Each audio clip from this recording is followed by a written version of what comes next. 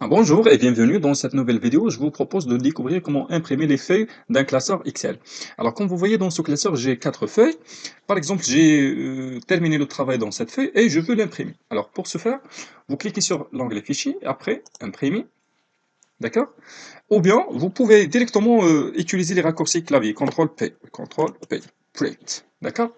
Alors, dans cette page d'impression, on a ici à gauche tout un tas de paramètres, de configuration, d'accord, des options.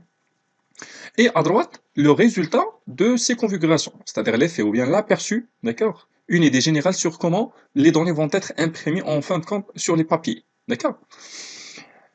Alors, ici on trouve le nombre de copies, d'accord? Vous voulez imprimer combien de copies? 2, 3, 4, 5, d'accord? Le nombre de copies. Ici, l'imprimante à utiliser pour imprimer ces données, d'accord? Pour moi, je vais choisir juste en PDF, imprimer en PDF. Alors, ici, vous avez imprimé, dans ces paramètres, imprimer les feuilles actives. Qu'est-ce que c'est que feuille active? C'est-à-dire la feuille sélectionnée ici. D'accord? Maintenant, support 1 qui est actif. À ce moment, support 3 qui est actif. Alors, maintenant, j'ai sélectionné support 3. Alors, je vais faire CTRL P. Vous allez voir dans l'aperçu que c'est cette feuille qui sera imprimée. D'accord? Pourquoi? Parce que on a choisi ici imprimer les feuilles actives. D'accord? Qu'est-ce que c'est qu'imprimer le classeur entier? C'est-à-dire toutes les feuilles qui sont dans ce classeur vont être imprimées en une seule fois. D'accord? Alors, CTRL P. Vous voyez, si je choisis maintenant le classeur entier, le nombre de pages a changé. D'accord? Ici, donc 1 jusqu'à 9. Si je choisis juste feuille active, voilà, cette feuille contient une seule page. Si je choisis classeur entier, vous voyez que c'est oui, c'est 9. D'accord? Si on choisit imprimer la sélection, qu'est-ce que c'est qu'imprimer la sélection? C'est ça la sélection. C'est-à-dire la sélection des données, d'accord? Comme ça, c'est une plage de données comme ça. C'est cette sélection qui sera imprimée, d'accord? Si je fais comme ça, c'est cette sélection qui sera imprimée. CTRL P, imprimer la sélection, vous voyez? C'est juste les plages de données qu'on a sélectionnées qui sera imprimée en fin de compte. Alors, on a vu qu'est-ce que c'est que l'effet de ces trois options.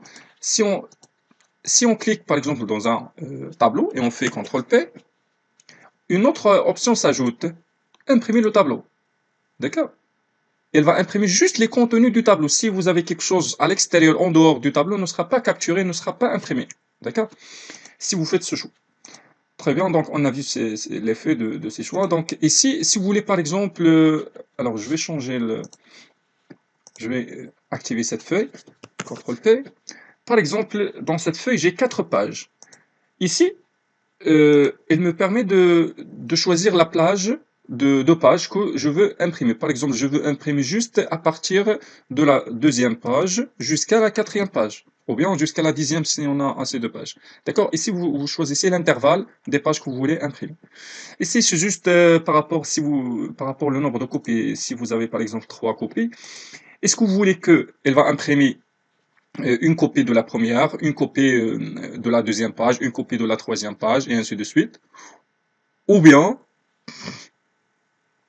si vous faites assembler, d'accord? Si vous faites non assembler, est-ce que vous voulez imprimer de la première page 3 copies? Après, elle va passer à la deuxième page, elle va faire 3 copies. Après, la troisième page, 3 copies, ainsi de suite, ainsi de suite. Donc ça, c'est rarement qu'on utilise ça. Ça, c'est juste par rapport à l'ordre des copies, comment elles vont être posées l'une sur l'autre, lorsqu'elles vont être imprimées, d'accord? Voilà, donc c'est tout pour ça.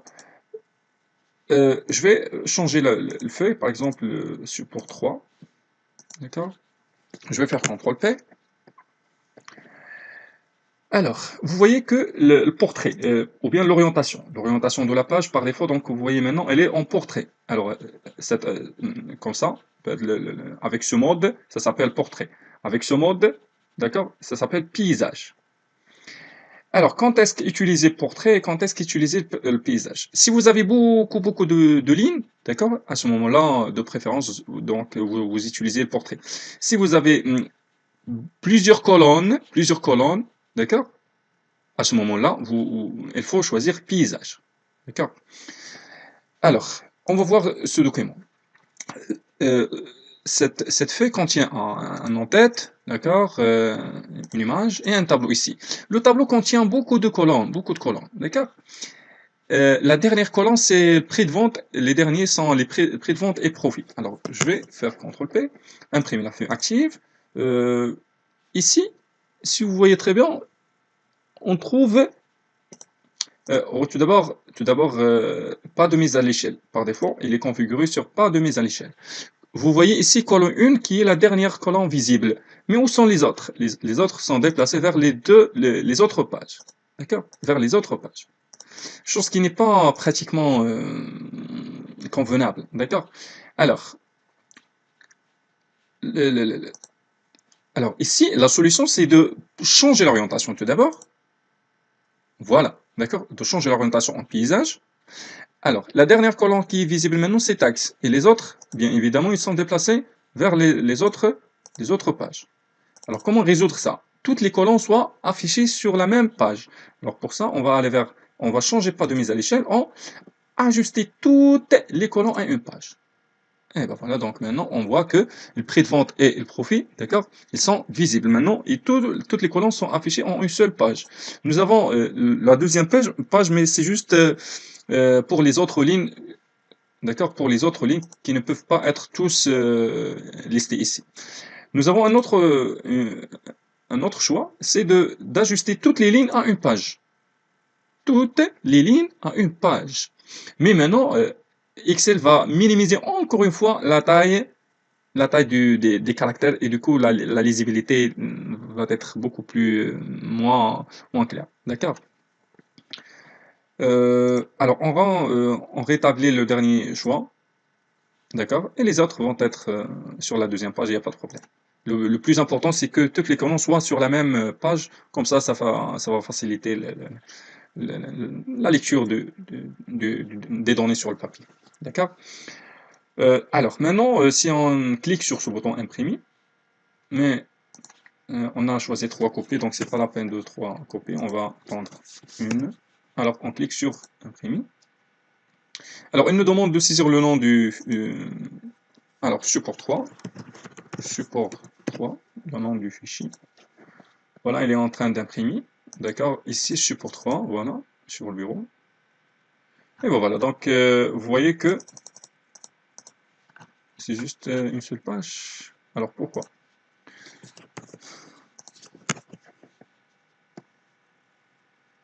Ah oui, parce qu'on a laissé cette configuration de plage de données, plage de pages à imprimer. Alors j'efface ça et je clique encore une fois sur imprimer. Alors support 3, oui, écrasé, pas de problème. Oui, parce que le fichier est ouvert, je dois le fermer. Je fais encore une fois l'impression, donc voilà, tout est bon. Alors je clique sur imprimer. Le fichier support 3, oui, écrasé, pas de problème. Alors sur le bureau, on va trouver le fichier PDF. Voilà, d'accord? Voilà la première page, et voilà.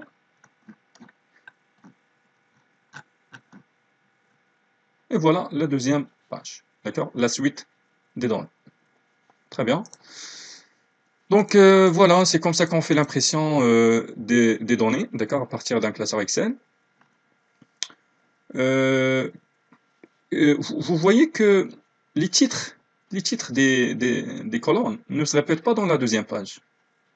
Alors comment faire pour imprimer aussi les en-têtes sur la deuxième page? Pour cela, on va aller vers l'onglet mise en page et imprimer les titres, d'accord? Alors ici, il me dit quelle est la ligne que vous voulez répéter en haut des pages. Alors je vais cliquer sur cette flèche et je clique sur la ligne numéro 4 parce que c'est ça la ligne qui représente les en-têtes.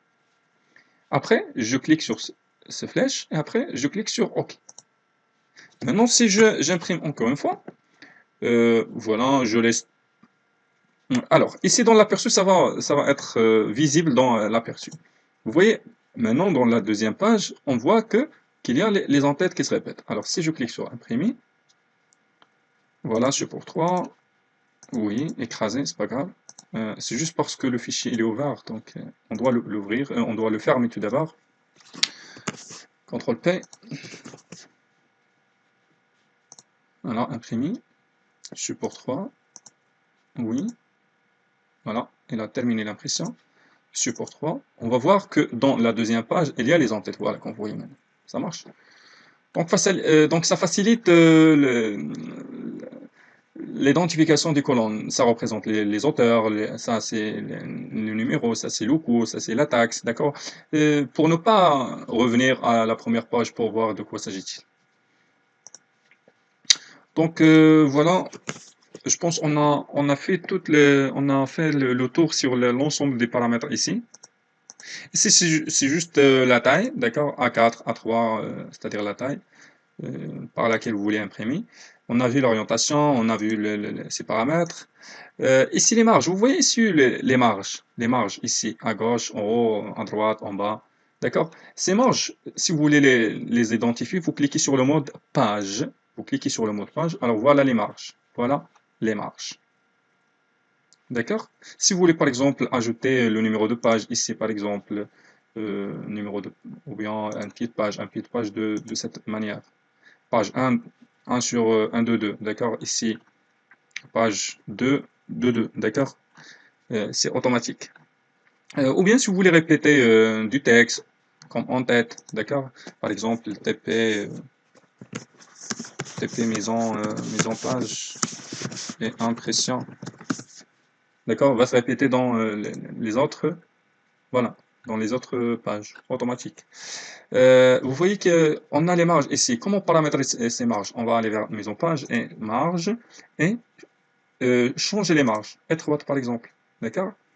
Et vous pouvez soit les définir ici une fois pour toutes, ou bien à chaque fois que vous faites l'impression, vous pouvez les configurer même ici au moment de l'impression. Voilà, marge. Donc vous pouvez les choisir, les changer ici. Ou bien marge personnalisée. D'accord? Vous choisissez ici manuellement les valeurs, les mesures. Et vous voyez qu'on a ici une marge très petite, mais ici, on a une très grande marge. Alors, comment paramétrer ça? On va aller vers l'onglet mise en page, d'accord? Mais ici, on est dans le mode page, on va activer le mode aperçu des sauts de page. Les sauts de page. Vous voyez que la zone imprimable, je vais la réduire parce que le contenu il est limité ici. Alors, je vais cliquer sur CTRL P, et ben voilà, maintenant vous voyez que les marges sont identiques de gauche à droite, d'accord? Voilà le numéro de page. Alors maintenant, on clique sur imprimer. C'est pour 3, oui, oui, écrase. Alors, le fichier il est ouvert, je vais le fermer, ok. Il a terminé l'impression. On clique, on ouvre encore une fois le fichier. Ah, ça n'a pas été écrasé, donc on doit répéter l'opération, donc imprimer. Oui, support 3, oui, écrasé. Alors, je vais ouvrir encore une fois ce fichier. Donc voilà, TP mise en page et impression. Ici, nous avons page 1 de 2. Et ici, page 2, 2, 2, 2, 2 sur 2. Et même l'entête se répète, comme vous voyez, dans chaque page. Donc voilà, c'est comme ça qu'on fait l'impression des données en Microsoft Excel. Si vous avez des questions, si vous n'avez pas compris quelque chose, d'accord, ou vous avez rencontré des problèmes, n'hésitez pas de les poser en commentaire. Et en fin de compte, si la vidéo vous a plu, n'hésitez pas de la partager et de faire j'aime, d'accord, et de vous abonner à la chaîne pour que vous puissiez recevoir à chaque fois les nouveautés. D'accord? Allez, merci, bon courage, à la prochaine vidéo, Inch'Allah.